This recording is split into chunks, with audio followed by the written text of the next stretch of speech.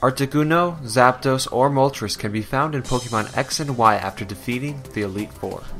You can only pick one of the 3 legendary birds, and this depends on the starter you picked at the start of the game. If you pick Chespin, you'll find Articuno. If you picked Fennekin, you'll find Zapdos. If you picked Froakie, you'll find Moltres. Anytime after you beat the game, run through some tall grass and you'll randomly find one of these 3 legendaries, again depending on which starter you pick. You'll get a chance to see the legendary, but you won't actually be able to interact with it or battle with it or anything. It'll flee automatically and run off to some other route. Basically from here you're going to be chasing down the legendary all throughout the Kalos region, and it's not as easy as it sounds. The legendary will move to a different route, but it will only stay there for a short time, and if you try to fly there or you move through too many locations, it'll move to a different route. You can track the legendary's location by looking at the Pokemon's profile in the Pokédex.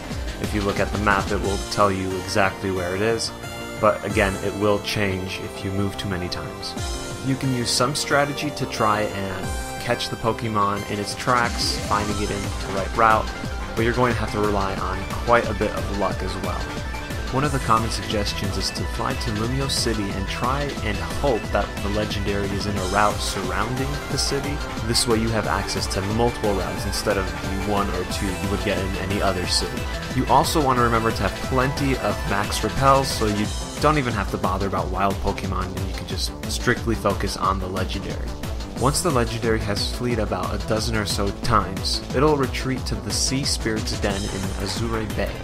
Once in the bay, head inside the cave and you'll find whichever legendary it is you're chasing inside, right in the center, just like Mewtwo. Remember to save before the battle in case anything goes wrong. Go ahead and start the battle by interacting with the legendary. Having a Pokemon with False Swipe will greatly increase your chance of catching the Pokemon.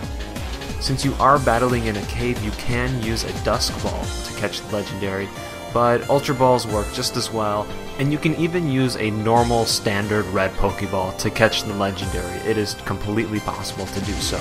If you catch this legendary and you still want the other 2 legendary birds, you're going to have to do that through trading, and that's really it, trading.